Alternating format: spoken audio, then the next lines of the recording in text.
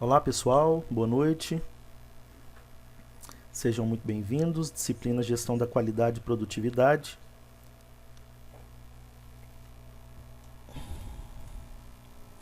Hoje, dia 24/2.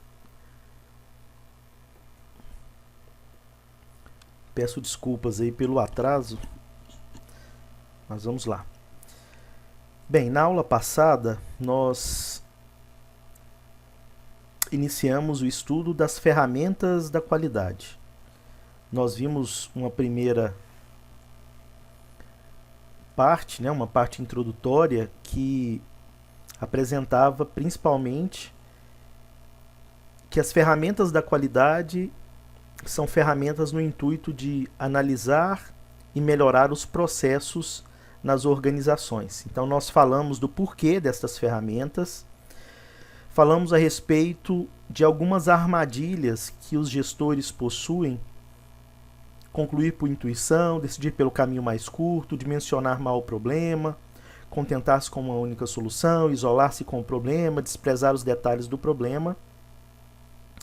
E que as ferramentas da qualidade são justamente para evitar estas armadilhas. E nós estamos apresentando as ferramentas da qualidade numa perspectiva de um processo que tem etapas para analisar e melhorar os processos organizacionais.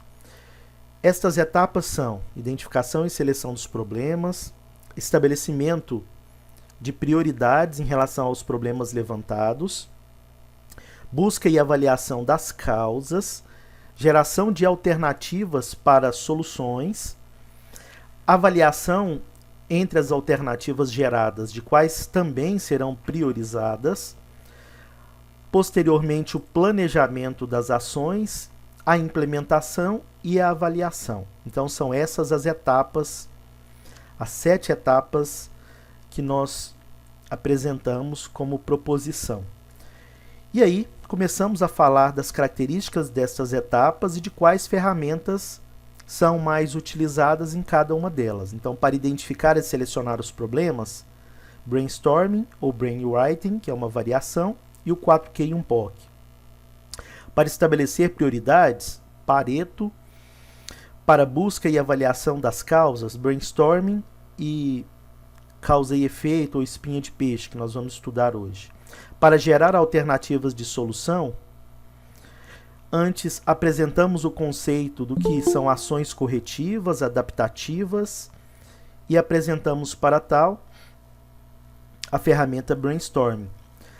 Avaliação e alternativas de solução, falamos da importância de considerar evidência, tempo, recurso financeiro, qualidade, quantidade, cultura da organização, tecnologia e também outros fatores de impacto na escolha da melhor solução. Não adianta eu ter uma ótima solução e não ter o tempo para realizá-la. Não adianta ter uma ótima solução que foi encontrada sem evidências. Não adianta ter uma ótima solução que eu não posso arcar no curto e médio prazo financeiramente. Então, colocamos uma série de variáveis para se analisar se a alternativa de solução é a viável de implementação.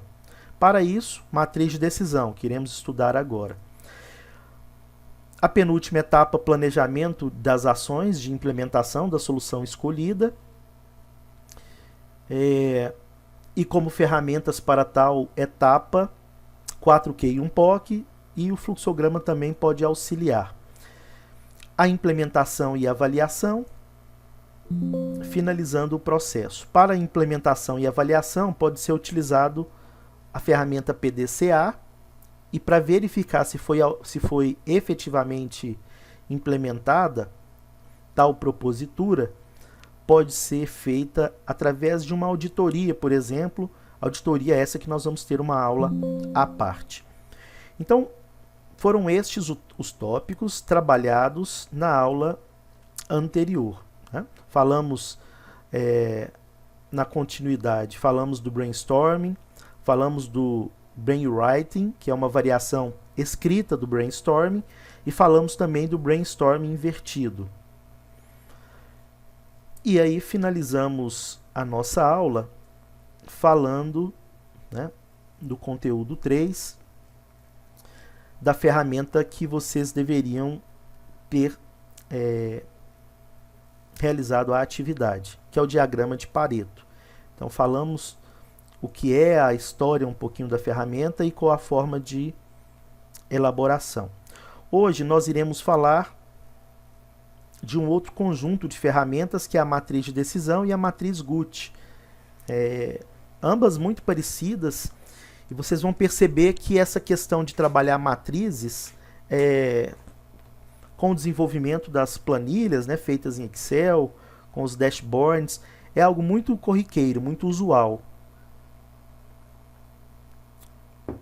A utilização de matrizes, onde eu comparo variáveis, faço ponderações, né, atribuindo notas, pesos, e aí faço escolhas das que são mais impactantes, das que são mais importantes. Se a gente for observar, a maior parte das planilhas são formadas por matrizes com essa perspectiva, né, de atribuir ponderações, comparar variáveis e chegar a decisões quanto à escolha ou quanto a caminhos a serem seguidos. Então vamos lá. Deixa eu compartilhar com vocês aqui a minha tela.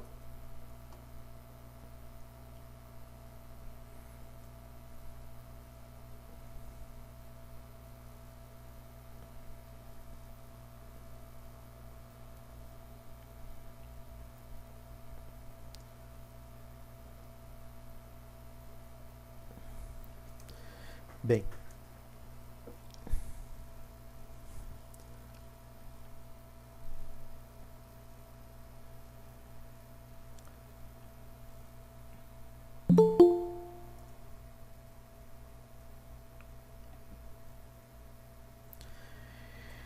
então a ferramenta que nós iremos analisar nesse primeiro momento são duas.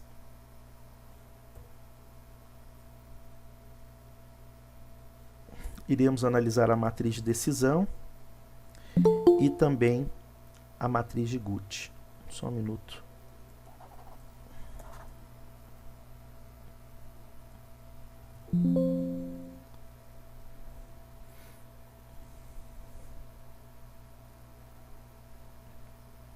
Agora sim. É importante sempre relacionar quando a ferramenta poderá ser utilizada. Então aqui nós estamos indicando a utilização destas, sobretudo nos momentos de estabelecimento de prioridades. Então seja para avaliar a alternativa, ou seja para estabelecer qual problema. Então aqui é o problema e aqui é qual a solução das ideias geradas nós iremos escolher, tá bom? Então vamos lá, matriz de decisão ou de priorização, quando ela é utilizada? Então é uma alternativa que deve ser selecionada entre um pequeno número de outras. Um ótimo processo é o de ponderar diferentes critérios de avaliação. Então nós, como falamos anteriormente, a matriz de decisão é uma matriz de ponderação. O que significa esse sentido de ponderação? Atribuir pesos às variáveis. Então, nós formamos dessa forma uma matriz de decisão que vai revelar pontos fortes, pontos fracos de cada alternativa. Então, o primeiro passo para a elaboração é a escolha dos critérios para avaliação das alternativas. E aí eu vou colocá-los em uma ordem de importância, atribuindo a estes, né, pesos. Por exemplo, os pesos podem ser de 1 a 5, sendo a ponderação 1 a de maior relevância para a decisão a ser tomada. Posteriormente, né, vou construir a matriz colocando as alternativas e os critérios em eixos diferentes. Então eu posso colocar aqui, por exemplo, as minhas alternativas de problemas que eu possuo. Então eu tenho problema 1, problema 2, problema 3, problema 4 e problema 5. E neste eixo eu vou colocar as variáveis que mais impactam a minha organização. Então eu posso considerar para a minha organização a questão financeira, para a minha organização a questão tecnológica, para a minha organização a questão da cultura organizacional. Para a questão financeira, o peso eu vou atribuir um peso 5, por exemplo. A questão tecnológica na minha organização, digamos que seja um peso 2. A questão cultural, um peso 5, e assim sucessivamente. E aí eu vou analisar cada problema levantado em relação a cada uma das variáveis, dos critérios, me desculpe. Então eu vou olhar problema por critério. Então o problema 1, comparado com o critério financeiro, qual é o impacto do problema 1 para o financeiro? Aí eu vou atribuir pontos aqui, que também podem variar de 1 a 5, né? Estes aqui de cima poderiam ser de 1 a 3. Estas variações, essas ponderações são indiferentes, tá? É você que vai construir essa estrutura.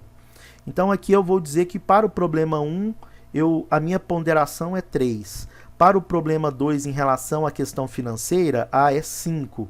Para o problema 3, não tem tanto impacto financeiro. Vou fazer as multiplicações e encontrar um resultado a partir daí que vai me permitir definir qual o score, qual a pontuação total para o problema 1, para o problema 2, para o problema 3, a fim de escolher qual é o problema a ser priorizado, ou qual é a solução a ser priorizada. Tá bom? Então, resumidamente, essa é a matriz de decisão.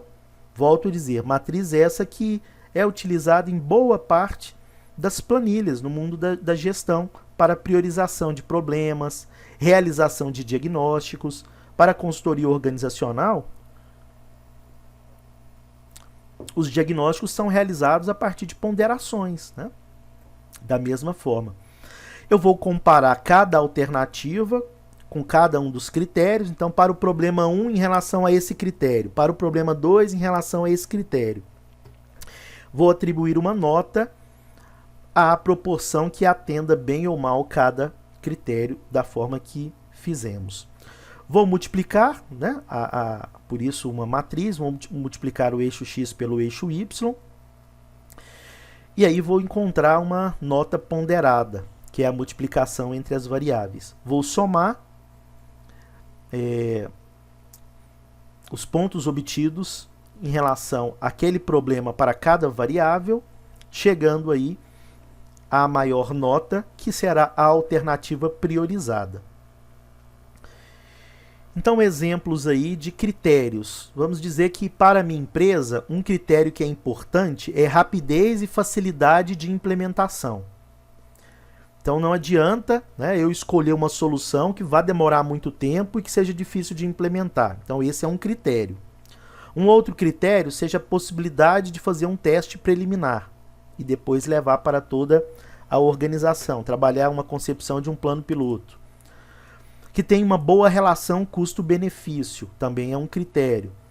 A existência de know-how interno, ou seja, de conhecimento por parte dos meus colaboradores para implementar. E por último, a reação à mudança administrável. Então são critérios que eu escolhi. Isso aqui não é critério universal da ferramenta não, tá? Então eu escolhi esses 5 critérios que, a meu ver, são importantes para a tomada de decisão.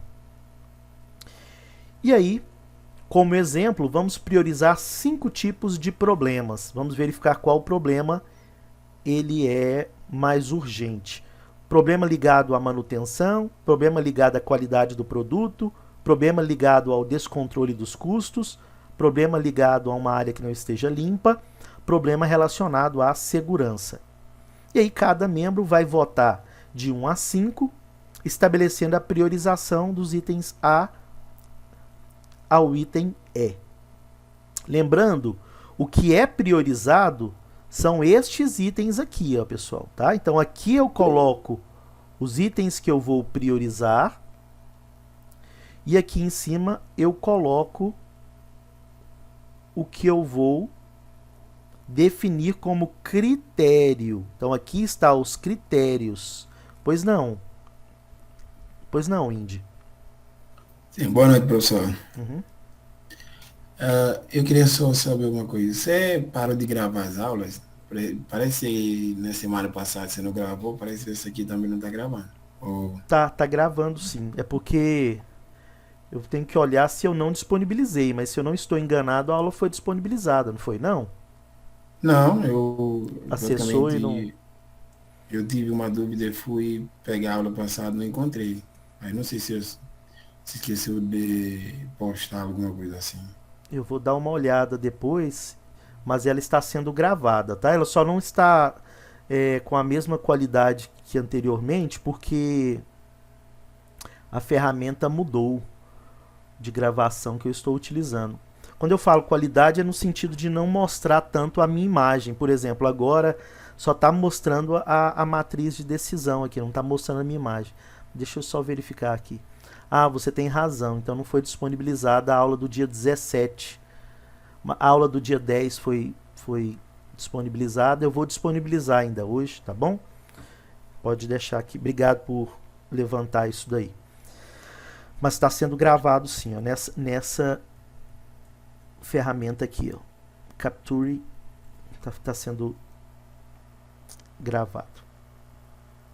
Então, voltando aqui, eu coloco, né, no eixo horizontal os critérios. Então, quais foram os critérios que a empresa definiu como critérios que são importantes para o negócio que ela atua?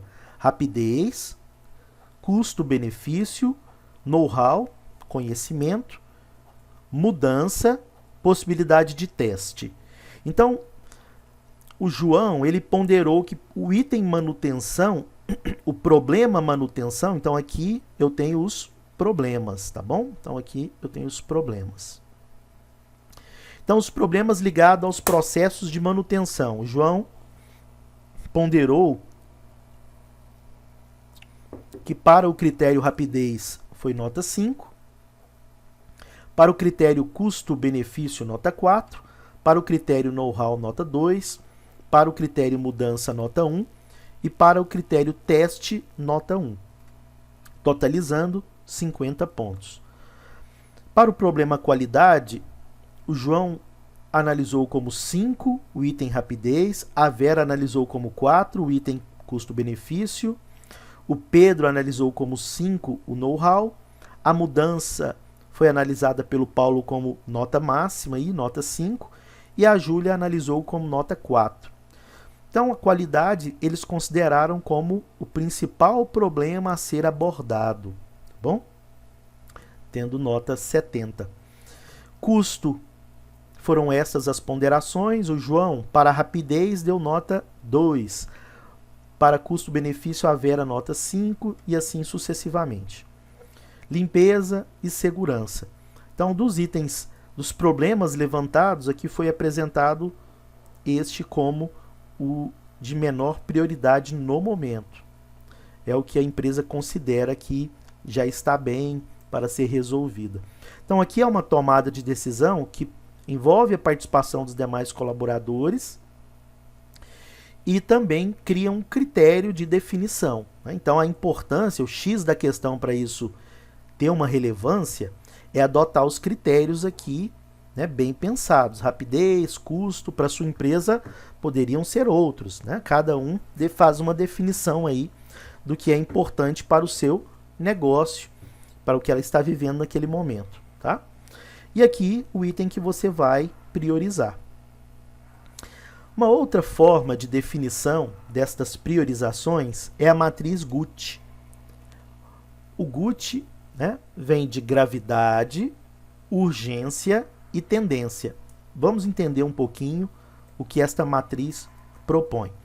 Então, Guth é uma ferramenta usada também para definirmos prioridades, dadas as diversas alternativas para agirmos, né? E aí ela responde de uma forma racional a quais questões? O que nós devemos fazer primeiro? por onde devemos começar são questões que a ferramenta nos ajuda a definir. Então, para responder a estas questões, o que ela leva em consideração? O primeiro critério é de gravidade. Então, na gravidade, nós devemos considerar qual é a intensidade e profundidade dos danos que o problema pode causar se nós não atuarmos sobre ele. Se nós não fizermos nada sobre esse problema, o que acontece? Ele tende a piorar, a se agravar, ou ele tende a desaparecer. Por exemplo, muita gestão de crise, embora ela seja grave num primeiro momento, a tendência é que no curto espaço de tempo esse problema se resolva sozinho, né? Nesses processos que nós estamos verificando de cancelamento. Então, ao longo do tempo, o problema vai perdendo a gravidade. Então, nós devemos verificar os nossos problemas, ou o que nós vamos escolher, o que nós vamos priorizar quanto à gravidade. O segundo elemento da matriz Guth é o da urgência. E aí, o que entra no processo? A variável tempo. Devemos considerar o tempo para esse problema estourar, ou chegar ao pior dano possível. Chegar aos resultados indesejáveis se nós não atuarmos a respeito dele. Talvez nós tenhamos algo que seja grave, mas que vai demorar a chegar no pior resultado. Então ele não é tão urgente, e aí eu vou priorizar quanto à urgência deste problema. Não, esse problema ele é para ontem. Neste caso, eu vou agir com a maior precisão neste problema. E o terceiro é a tendência. Então, devemos considerar o desenvolvimento que o problema terá na ausência de alguma ação. Ele aumenta se nós não fizermos nada, né? Vamos verificar um pouco mais a respeito da ferramenta. Ela se aplica, né, toda vez que eu quiser priorizar uma ação, e o objetivo das ações desta ferramenta é criar um ordenamento das ações por meio dos 3 critérios, né, tornando assim a decisão um pouco mais pensada. Nós sabemos que o tempo é um recurso extremamente escasso, né?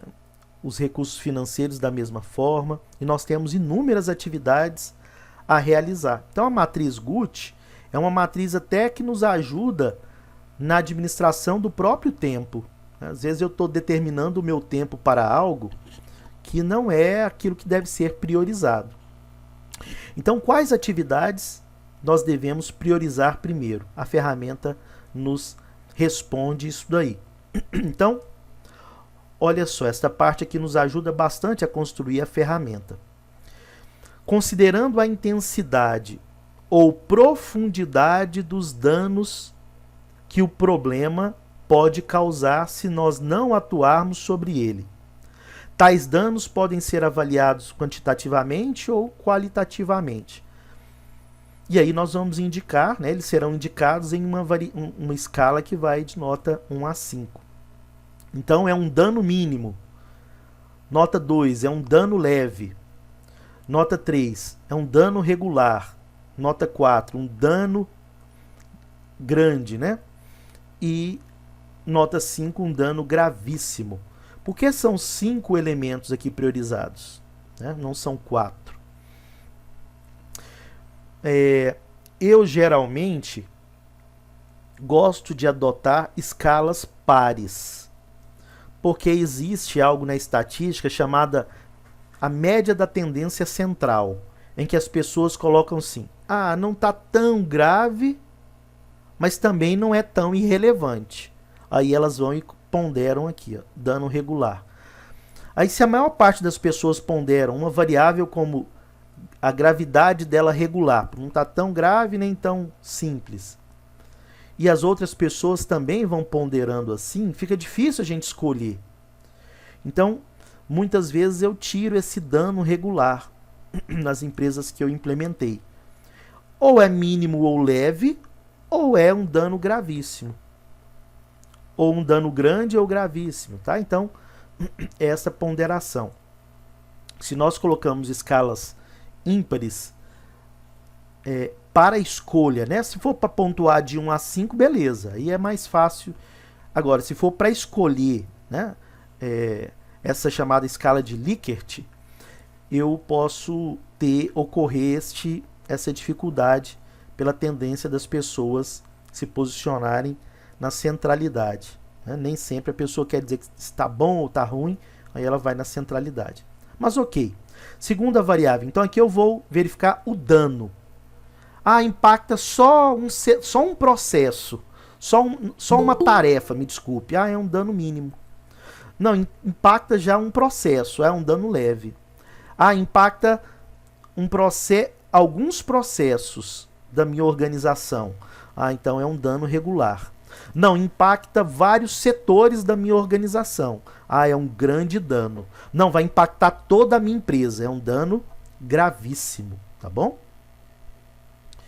Então, é nesse sentido que eu vou definir a gravidade. A urgência. Então, a variável urgência leva em consideração o tempo para a bomba estourar. O primeiro é se a bomba estourar, a gravidade, quais serão as sequelas, né, que ocorrerão. Vai ser uma sequela em uma perna, nas duas, no corpo inteiro, é a gravidade. A urgência, eu vou verificar o tempo. Então, é algo que se eu não agir, se eu não priorizar, 2 a mais meses. É algo que vai em um mês. Um prazo de uma quinzena, prazo de uma semana, já está ocorrendo. Então, se eu não priorizar ele agora, daqui a 2 meses virá o pior resultado. Então, eu ainda tenho um tempo. Eu vou colocar, eu não preciso fazer essa tarefa hoje, ou resolver esse problema hoje, né? É algo que eu tenho um mês para trabalhar. Então, vou colocar o 2. É algo que eu tenho 15 dias, 3. Então, essas variáveis aqui, né, essas ponderações, é a equipe que vai fazer. O que é longo prazo ou curto prazo para o seu negócio, tá? Então, você vai ponderar. Se for algo que eu tenho que fazer agora, já passou do prazo, é imediato, é nota máxima. Se é algo que pode esperar um pouco, nota mínima. E por último, a tendência é considerar o desenvolvimento. Qual que é o desenvolvimento natural disso? Então, ele tende a se agravar ou não, né? Então, é nesse sentido. Se eu não fizer nada, esse problema vai desaparecer. Ele não tem relevância. Então, não vou priorizar. Nota 1. Ele vai diminuindo, ele vai reduzindo, mas é ligeiramente, né? Então, nota 2. Não é tão importante assim. Se eu não fizer nada, esse problema não vai desaparecer. Ele vai permanecer, ele continua aí. Então, é nota 3. Já acende o sinal de alerta. Se eu não fizer nada, esse problema aumenta. Nota 4. Se eu não fizer nada, esse problema aumenta exponencialmente. Ele piora muito. A gravidade é exponencial. Nota 5, então eu tenho que priorizar este problema, tá? Eu vou disponibilizar para vocês também uma matrizinha GUT, tá? Que eu acho bacana. Me lembrem se eu não fizer isso, tá, pessoal? Me lembrem se não for disponibilizada essa matriz GUT, porque eu quero disponibilizá-la também. Então está aqui o exemplo, tá, da matriz, da tabela. Então aqui eu vou atribuir o que eu quero priorizar. E tem 1, 2, 3, 4, 5. Aqui podem ser problemas, podem ser tarefas do dia. Também. Então eu vou fazer a prioridade quanto à gravidade, urgência, tendência. Quem atinge? Corpo todo, uma parte só. o tempo. Se eu não fizer nada, piora. E a tendência é se agravar ou não. Então, são elementos que você vai ponderar. Então, este exemplo que nós vamos apresentar é uma pequena demonstração de como fazer a matriz Guth. Suponhamos que temos 4 atividades.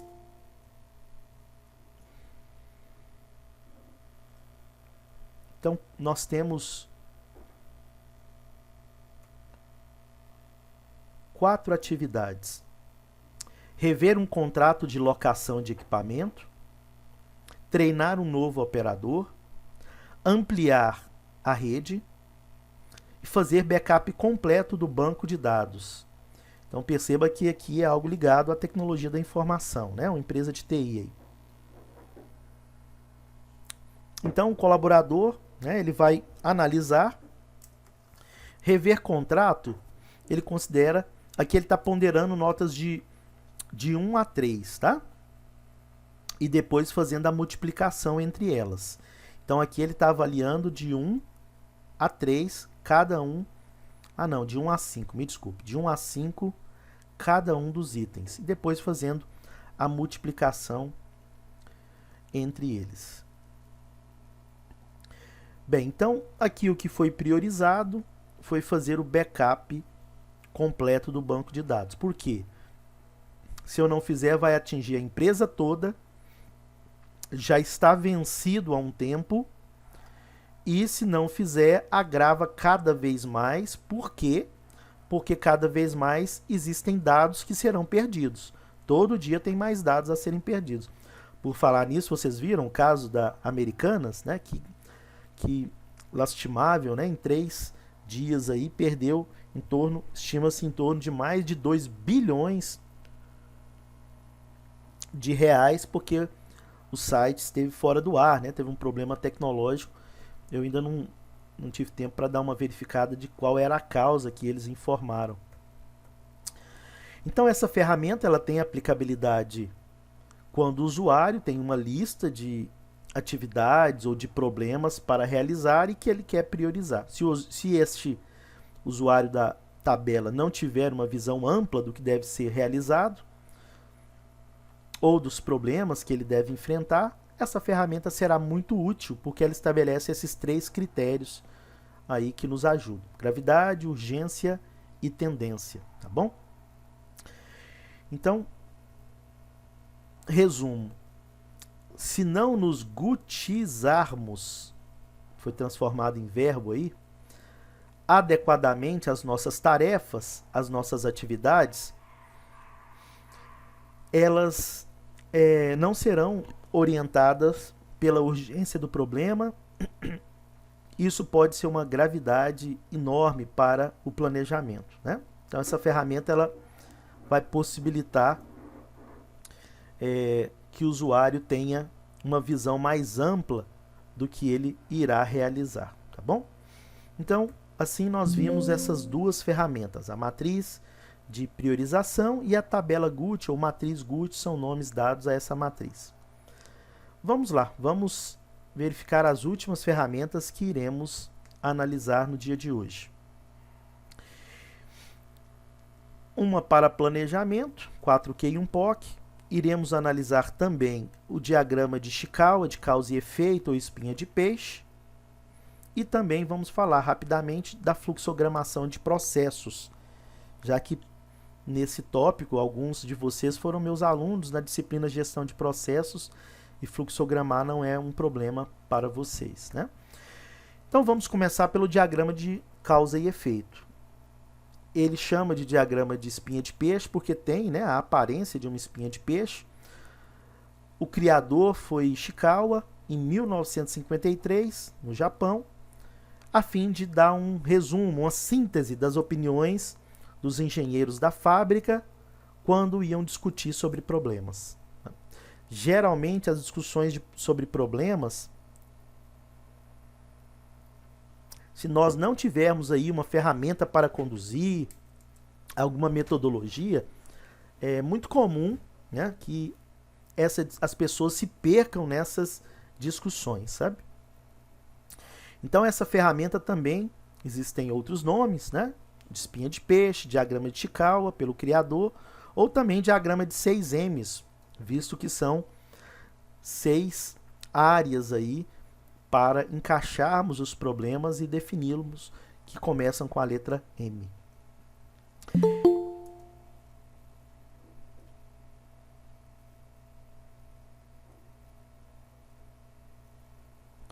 Então, ela é usada para a gente aprofundar, né, nas causas principais e secundárias dos problemas. Lembrando que as causas principais são os M's. E as causas secundárias, né, são aquelas que eu posso trabalhar o conceito de causas e de subcausas dentro da definição dos problemas. Tá? Nós vamos ampliar a visão das possíveis causas de um problema, que não é só o fator humano, que geralmente as pessoas tendem a atribuir a grande causa dos problemas é a pessoa, e ainda colocam a pessoa que está numa hierarquia menor. Nem sempre é esta a grande causa, e analisar o processo em busca de melhorias. Então, primeiro passo, eu vou estabelecer o problema lá na ponta. Vou colocar qual é o problema. O problema é o efeito, é o que nós estamos vivendo, é o que nós vamos analisar as suas causas. Vou traçar uma seta horizontal, apontando, né, para a direita, e escrever o problema no interior do retângulo localizado na ponta. Então aqui eu coloco o problema e tenho, né, uma seta aqui apresentada. Por isso que é o diagrama de causa e efeito. O problema é o efeito e neste... Opa, só um minutinho. O problema é o efeito e aqui neste espaço nós vamos ter as várias causas. Ishikawa nos estabelece, nos apresenta 6 causas, mas nós podemos trabalhar outras causas também. Uma ferramenta que vai muito bem para ser trabalhada em conjunto com o diagrama de Ishikawa é o brainstorming. Então, fazer um brainstorming para identificar o maior número possível de causas que possam estar contribuindo para gerar o problema. E aí, diante desse volume de causas, eu vou colocar essas causas dentro ali das categorias, das 6 categorias que Ishikawa nos apresenta. Mão de obra, né, o colaborador, máquina, os equipamentos que nós temos, material, tudo aquilo que nós recebemos dos fornecedores, lembrando que podem ser insumos ou serviços prestados a nós. O método, que é a forma que o trabalho é feito. O método é caminho. Então, é o passo a passo, é o processo. Então, às vezes, a falha está no passo a passo, no processo que eu desempenho. A medição, que está vinculada aos instrumentos de medição ou também indicadores do meu processo. E meio ambiente. Meio ambiente são fatores externos à minha organização. Tudo aquilo que vem, o governo, por exemplo, pode ser um fator externo. E pode ser também uma condição ambiental, né? Por exemplo, o agronegócio tem uma dependência muito grande de fatores relacionados ao meio ambiente, né? A estação de chuva, de seca e etc. Então, aqui estão as categorias: mão de obra, né, os colaboradores envolvidos no processo, máquina, equipamento que eu uso no processo, material, que são os insumos utilizados no processo, aquilo que o fornecedor, os fornecedores nos disponibilizam, método, que é o caminho utilizado para a realização do processo, medição, que envolve os indicadores utilizados no processo, mas os instrumentos de medição também às vezes podem estar descalibrados, uma balança de medição, uma trena, ou o próprio auditor que está indo lá verificar o processo. Os fatores externos, pode ser fatores temporais, uma mudança climática, mas pode ser também o meu cliente, né? Variáveis econômicas, o momento, a pandemia, ó, o fator relacionado ao meio ambiente que impactou tantos negócios ultimamente. E aí eu faço a figura de Ishikawa. Lembrando que aqui eu tenho o problema e aqui eu tenho as principais causas: mão de obra, método, máquina, material, meio ambiente e medição. E dentro desta causa eu posso apresentar ainda subcausas, especificando cada uma delas, tá bom? Geralmente é aqui que nós colocamos a mão de obra. Problema, a causa está vinculada à mão de obra, mas aqui eu vou dizer o que da mão de obra? Ah, a mão de obra está faltando treinamento. Então coloco aqui o que está vinculado à mão de obra, tá? Aqui está bem pequeno, não tem como eu ampliar para vocês, mas deixa eu verificar se amplia aqui. Não. Mas aqui eu tenho aumento do consumo de energia. Pode ser ligado ao fator humano? Pode. Por exemplo, aumento na quantidade de pessoas da casa, hábito de consumo. Em relação ao processo, ao método, o que pode ser? Ah, pode ser o processo de consumo, pode ser erro na leitura de medidor de energia elétrica, a forma de medir pode estar errada. Máquina, por exemplo, eu tive uma briga enorme com a Enel aí nesse início do ano, porque a minha conta de energia elétrica estava vindo num valor muito abaixo do que era o meu consumo. Vocês não têm ideia o trabalho que eu tive para que a Enel viesse aqui, né, no prédio em que eu resido, para poder fazer uma análise técnica, para poder trocar o relógio, porque o relógio estava travado, né? Ah, Carlos, fica quieto e deixa. Eu já vi situações em que depois a empresa, a operadora, cobra todas essas contas que foram para trás, tá? Então, temos que estar atentos a isso, né? E, afinal de contas, era a questão honesta a ser feita, né? Os trabalhadores da empresa até vieram parabenizar da postura, mas o certo é o certo, né? Então, a medição que estava equivocada. Máquina. Então, porta da geladeira está com uma vedação velha ou não está vedando. O chuveiro pode estar com uma tensão inadequada. É o equipamento, né? Material. Eletricista fez uma instalação incorreta que está roubando energia ou dissipando energia muito fácil. Ao comprar equipamentos, né, eu comprei equipamentos que não eram os equipamentos mais baratos, de acordo com o selo da Procel, né? Então, ecologicamente menos adequados. Fator externo. No período de temperaturas mais frias, né, no período de inverno, então no período de inverno vai aumentar o consumo. O aumento também da tarifa ligado a período de seca, né, feita pela a necessidade de acionar as hidrelétricas, que tem um custo maior, né? As termoelétricas, me desculpe. E também os horários de pico de consumo que tendem a ter bandeiras ou tarifas diferenciadas também. Então pode ser. A Enel começou a cobrar mais em função disso. E medição.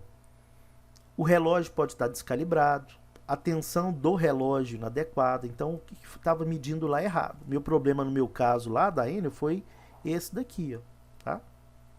Ligado ao equipamento que media. Estava travado o equipamento que media, eles tinham que vir e trocar. Pois bem, então esse é o Ishikawa, essa ferramenta, pessoal, usei muito nas empresas. É muito interessante ser usada, né? Se alguém quiser também dar um feedback que utiliza aí na empresa, muito utilizada nas indústrias, mas até na área de prestação de serviço também é utilizada. Não? Então vamos à próxima ferramenta, que é o diagrama, o plano de ação, chamado de 4Q e 1POC ou 5Ws e 2Hs. O segundo em inglês, o primeiro em português. Vamos lá. Então, esta ferramenta ela acaba com a desculpa de que planejar é algo complexo, difícil de ser feito. E ela é muito usual, mas muito usual. Quase ouso dizer que é uma das ferramentas mais utilizadas no mundo da gestão. Então, toda vez que eu quero planejar, seja um projeto complexo, um projeto mais simples, uma ação mais simples ou mais complexa, eu posso lançar mão desta ferramenta. E quais perguntas que eu vou responder? O que eu vou fazer? O que é a ação que eu vou desenvolver? Quando ela será desenvolvida? Quem vai se responsabilizar por esta ação? Qual a importância desta ação, do porquê, né? Por que foi definido esta solução? E não precisa ser essa ordem que está sendo apresentada aqui não, tá? Eu geralmente gosto de começar com o porquê, né? Tem até um livro, comece sempre com o porquê. Onde a ação será desenvolvida, onde eu vou implementar isso, qual a abrangência, se é uma parte, se é toda a empresa. O passo a passo, o como eu vou desenvolver. Então, para eu fazer esta ação, primeiro eu tenho que fazer essa outra, essa outra. E aí eu gosto de deixar o quem, tanto o responsável geral, mas também por estas etapas, porque podem ser pessoas diferentes. Na hora de detalhar o como, eu posso ter pessoas diferentes que vão executar, certo? Então eu coloquei que o responsável pela implementação é o colaborador A. Ele é o responsável final. Mas no como fazer, aqui eu tenho responsáveis diferentes. Inclusive, alguns desses responsáveis podem ser até pessoas externas.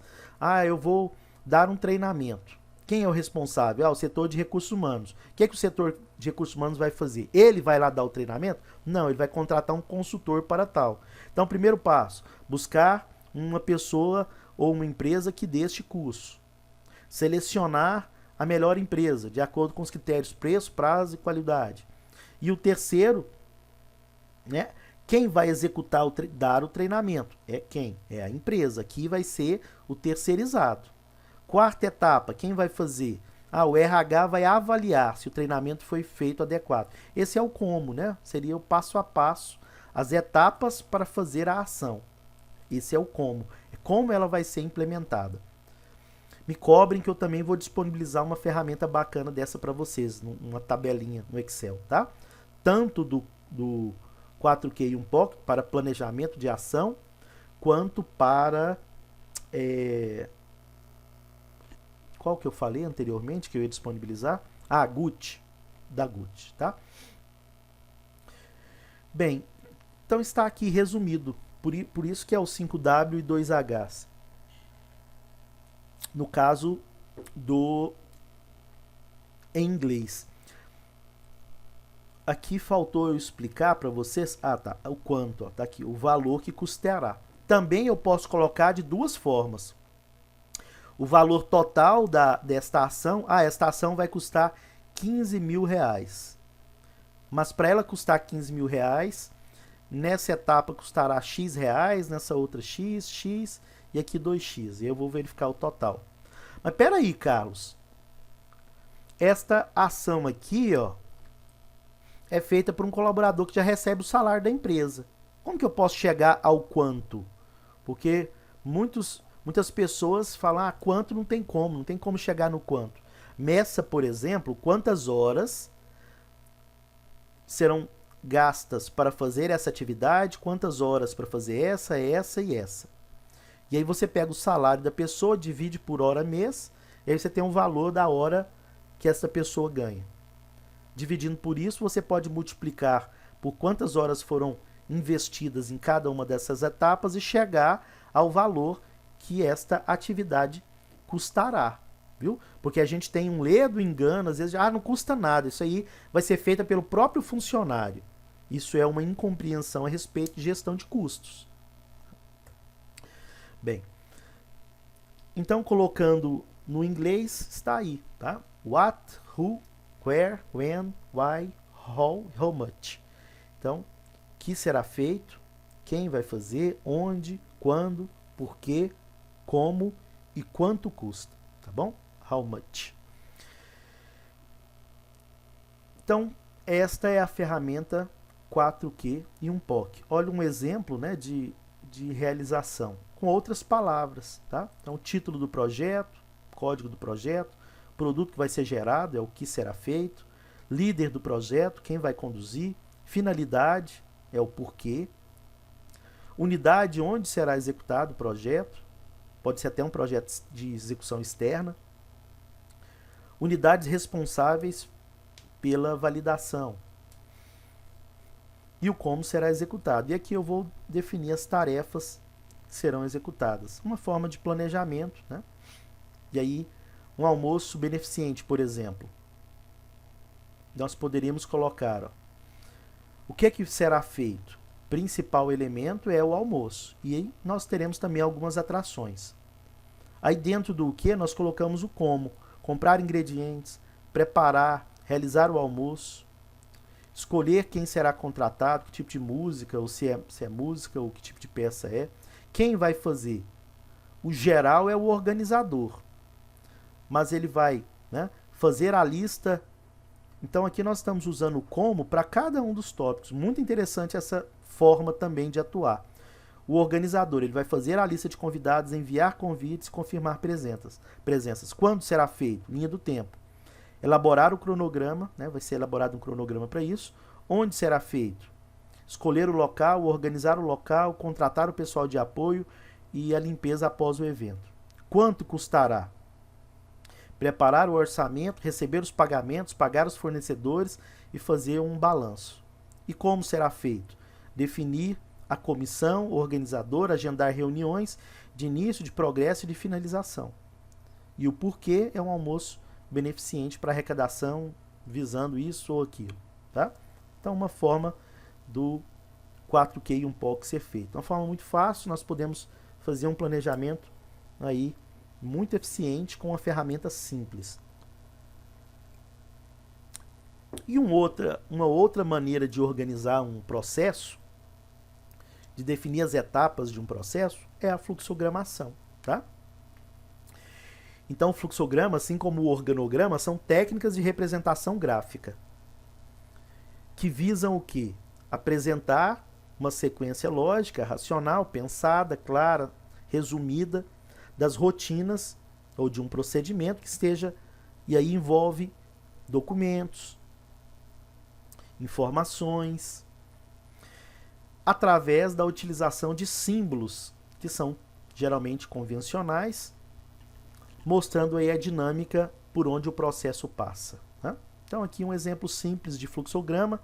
Aqui é o elemento de início e de término, né? Então aqui nós temos o início e o fim. Aqui nós temos a figura que representa as etapas, que é a figura chamada de atividade ou etapa do processo.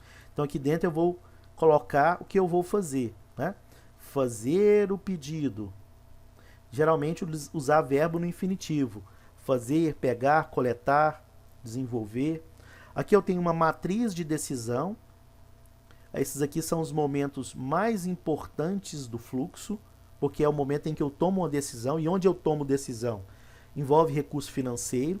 Então, na hora de analisar um fluxograma, é muito bom estar atento aos momentos de decisão. Às vezes, se eu excluo alguns momentos de decisão, eu consigo também tornar o processo mais rápido, menos oneroso. Tá? Então, ele tem dois caminhos, né? Geralmente aqui o não ou aqui o sim. Tanto faz, isso aí não é um critério único, depende. Tá? O que é que eu vou colocar deste lado aqui? Ó? O que termina mais fácil. Aonde o processo continua? É no sim ou no não? Ah, é no não, Carlos. Então eu vou pôr o não aqui embaixo. Aonde o processo acaba? É no sim ou no não? É no sim, Carlos. Então eu vou pôr o sim aqui do lado. Tá? Espero que tenham entendido um pouquinho isso. Então aqui eu tenho a etapa do processo e aqui é o término. Tá? Aqui no caso de uma etapa que vai para este caminho e conecta mais adiante. Acontece também, ao invés de ter isso daqui, ter que voltar para uma etapa anterior. Geralmente é o mais comum. Tá? Bem, vamos demonstrar aí o fluxograma. Antes, o objetivo é criar uma padronização para análise de etapas, de procedimentos, dar uma maior rapidez nesse trabalho, facilita a leitura e o entendimento. É claro que a rapidez é na medida que eu treino as pessoas em como elaborar um fluxograma, né? Porque com o tempo isso vai ficando rápido. Agora, a primeira vez que eu vou fazer um fluxograma, os alunos da disciplina de gestão de processos fizeram, eu tenho uma certa dificuldade. Até na prova vocês tiveram que fazer, né? Facilitar a leitura e o entendimento, lógico, de quem é treinado. Não tem treinamento nenhum em fluxograma e me dá o fluxograma para eu ler, para eu interpretar, eu vou ter dificuldade. Facilitar a localização dos pontos chaves aí do fluxograma. Por exemplo, um elemento que o fluxograma nos dá facilmente numa olhada. Qual setor que concentra mais atividades naquele processo? E deve ser esse setor que é o líder do processo. Às vezes o processo está sob liderança de um outro setor que nem tem muitas atividades nesse processo. É um dos elementos a serem analisados. Maior flexibilidade de análise, melhora o grau de análise também. Os símbolos, né, início e fim, de atividade, né, de processo, que é esse retângulo. Uso verbos aqui no infinitivo. Então serve para indicar o que eu faço naquela etapa. E aí eu uso verbos que indicam ação, no infinitivo. Fazer, realizar, pagar, aprovar, recolher. Às vezes eu coloco o documento junto com a etapa do processo. Vamos dizer que nessa etapa eu tenho a ação de emitir as notas fiscais. Então, a etapa de emitir nota fiscal. Então, aqui eu posso colocar do lado dessa etapa o documento nota fiscal. Porque a partir de agora que eu emitir, eu vou dizer para onde esse documento vai. Próxima etapa pode ser arquivar a nota fiscal X e entregar a outra, uma cópia para o cliente. Tá? Então aqui eu vou ter eu vou arquivar, esse é o símbolo geralmente de arquivo, tem outros também, tá? E a outra eu vou entregar ao cliente. Então eu coloco dentro do fluxograma também documentos que eu uso dentro do fluxo, tá? Caso eu não quero usar documentos, tudo bem, então deixa de fora. O símbolo de decisão, né? Então aqui eu tenho dois caminhos, o sim ou o não, a depender. Então, o símbolo que indica uma decisão a ser tomada no fluxo. Tá? Eu tenho também os conectores, que ele é usado quando acaba o espaço. Né? Eu estou fluxogramando aqui, aí cheguei aí ao... Opa, acabou o espaço. Eu posso colocar um conector aqui e continuar aqui. Ou quando eu quero ligar etapas. Digamos que aqui eu continuo. Aí aqui ó, eu tenho um... Opa! Esqueça isso aqui. Digamos que aqui eu tenho uma decisão, uma pergunta, e este caminho aqui eu quero que volte aqui no processo, lá atrás. Então eu vou colocar o conector 2 saindo desta etapa e o conector 2 entrando nesta etapa. Também o conector serve para isso, tá? Conectar etapas ou quando o espaço não foi suficiente. Hoje está muito fácil fazer, né, fluxograma. Nós temos uma série de softwares ótimos para fluxogramação. Eu gosto do Smart Draw. Eu gosto do Visio da Microsoft Visio. São os que eu mais utilizo aí. Documento de arquivo, então vou arquivar um documento, eu posso usar esse símbolo ou também o triângulo, tá? Também é um símbolo de arquivamento. E as setas que indicam para onde o fluxograma vai. Aqui um exemplo de fluxograma, processo de compras. Olha como ele seria definido, né? O encarregado preenche a requisição de material, o almoxarife confere, o almoxarife verifica se tem em estoque, o gerente de compras verifica se tem fornecedor, o gerente de compras define o melhor fornecedor.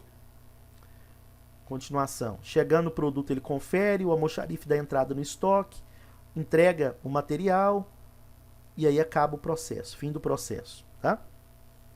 Vamos fazer isso no fluxograma? Vamos lá. Então, primeira etapa, início, né? Encarregado preenche a requisição de material, tá lá a requisição de material junto. O almoxarife confere requisição de material. Aqui não é ordem, tá? É requisição de material. Então, a requisição de material está ok? Não, não está. Então, volta lá para o encarregado preenchê-la novamente, para eu não ter que comprar uma coisa com especificação errada. A requisição de material está ok? Sim, está ok. O almoxarife verifica se tem um material no estoque. Não tem mais espaço, conector. Vou para outra página. Então, tem no estoque? Sim. Então, almoxarife dá baixa no controle de estoque, requisição de material e controle de estoque. Almoxarife entrega a mercadoria, colhe a assinatura do solicitante. Almoxarife arquiva a requisição de material. Está lá, está arquivado o documento. E fim do processo. Tem o material no estoque? Não tem, então ele vai para outro caminho. Aqui eu poderia fazer também, pessoal, tirando os documentos, tá? Aqui é só documento. Eu gosto, né, nos meus processos para mostrar qual é o fluxo dos documentos também da empresa. Tem em estoque o material que eu quero? Não tem. Então o almoxarife vai solicitar ao gerente de compras a aquisição. Tem que comprar. O gerente de compras vai verificar se possui fornecedor cadastrado para aquele material. Acabou o espaço, conector 2. Tem o fornecedor cadastrado? Não, não tem. Então ele vai buscar fornecedor no mercado e cadastrar os fornecedores. Gerente de compras, ele cota, né, depois de cadastrado, isso vai para o gerente de compras. O gerente de compras vai cotar com 3 fornecedores. O gerente de compras vai definir o melhor fornecedor. Acabou o espaço. Gerente de compras encaminha uma cópia do material de requisição para o fornecedor arquivar e arquiva o original. Então, aqui, pessoal, é quando são múltiplos documentos, tá? Não quer dizer que são 3, não. Aqui coincidiu, não sei se, mas aqui é 2 vias. Independente se aqui tem 3, podia ter aqui 4 vias. Aí você vai colocar 3 também, tá? Isso aqui é múltiplos documentos. Não quer dizer que cada um destes daqui é um documento, não, tá? Se quiser usar cada um como documento, é um critério seu também, pode ser. Então a via original vai para o arquivo e a cópia segue para o fornecedor. O gerente de compras vai conferir o material. Fica atento aqui a esse conector, tá? Porque esse conector está ligado a uma etapa lá na frente que volta aqui na hora de conferir o material. Então, confere o material, acabou o espaço. Produto chegou, está conforme? Produto está ok? Não, o produto não está ok. Gerente de compras devolve para o fornecedor o produto, registra no cadastro do fornecedor e entra em contato para tomar as devidas providências. 5. O que acontece? Aí o fornecedor vai tomar as providências e mandar o produto de volta. Quando o produto voltar para você, você vai avaliá-lo de novo. Então, por isso que ele volta lá para a etapa 5. Tá? Por quê? Porque o produto, eu vou esperar o produto chegar novamente. Tá? Não, o produto estava ok, o produto não estava falho, não. Tudo certo no produto. Eu vou, né, entregar o produto ao almoxarife, acabou o espaço. O almoxarife vai fazer o quê? O almoxarife vai dar a entrada do produto no estoque, informar ao solicitante que o produto chegou, entrega o produto para o solicitante, dá baixa no estoque, colhe a assinatura do mesmo, no controle de entrega. Arquiva o controle de entrega, fim do processo. Pronto, tá? Então esse é o passo a passo do processo de compras de uma empresa. Uma forma de implementar os projetos, as ações, os processos é por meio do PDCA. Ciclo PDCA ou ciclo de Deming, também é uma ferramenta, é uma metodologia mais do que ferramenta, tá?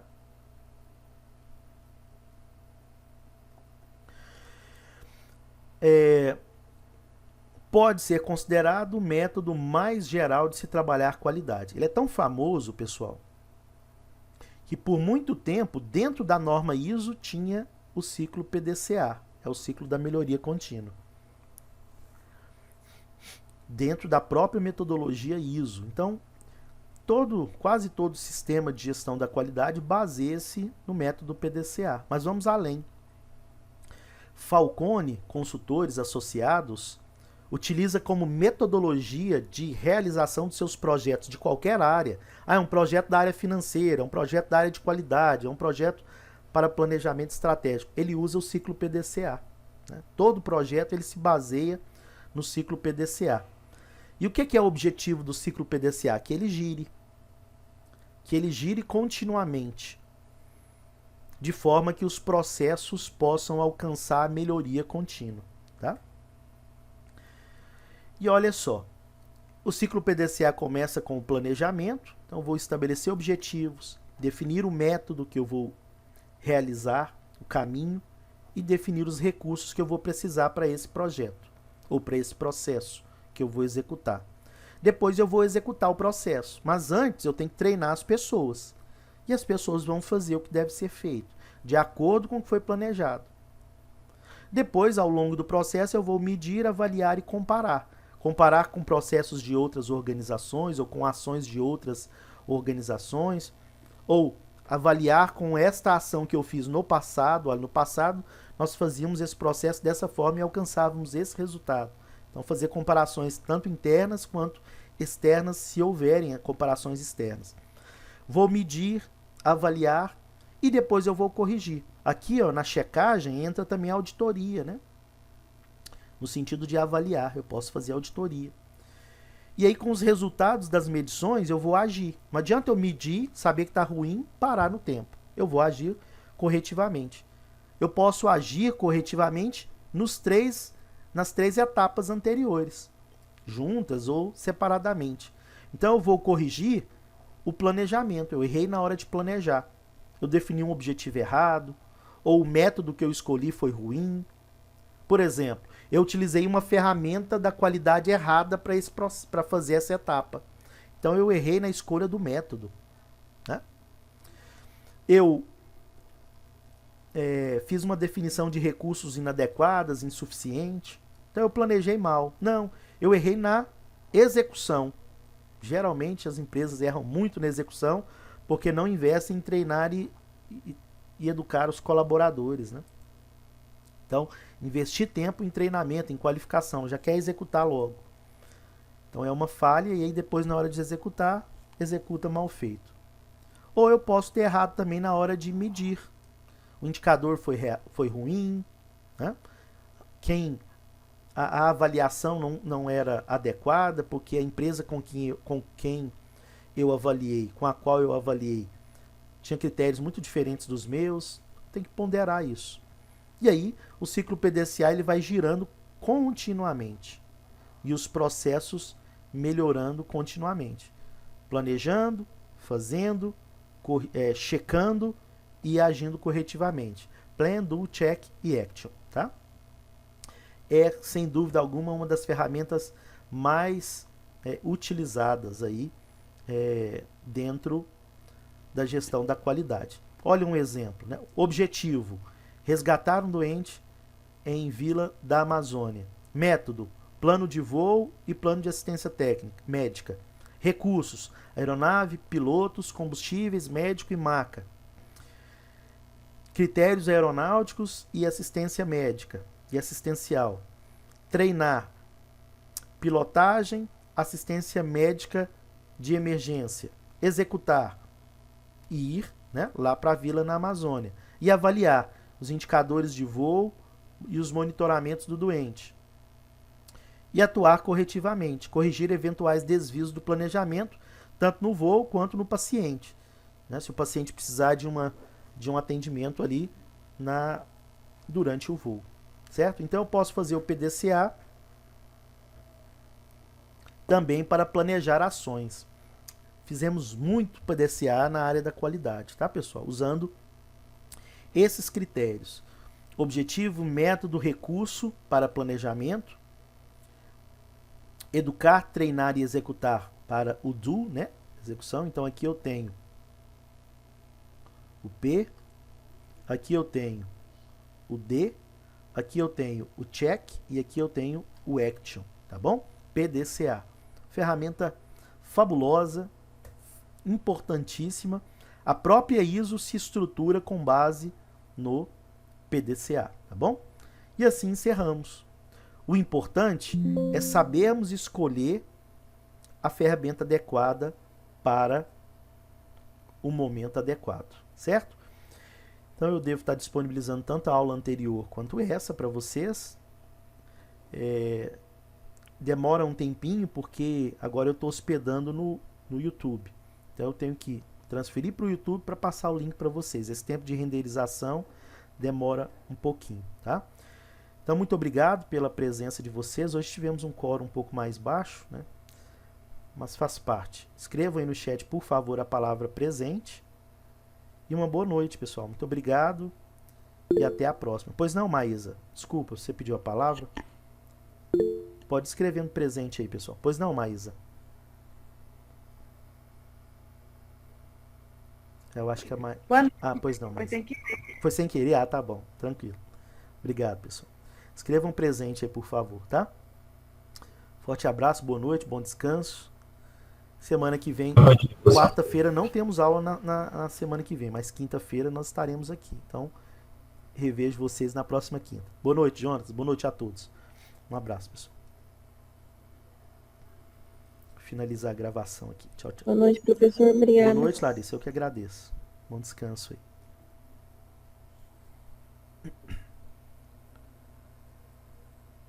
Pessoal, não esqueçam de colocar presente não, tá? Por favor. Caroline, Amorim, coloca presente. Eduardo, coloca presente aí.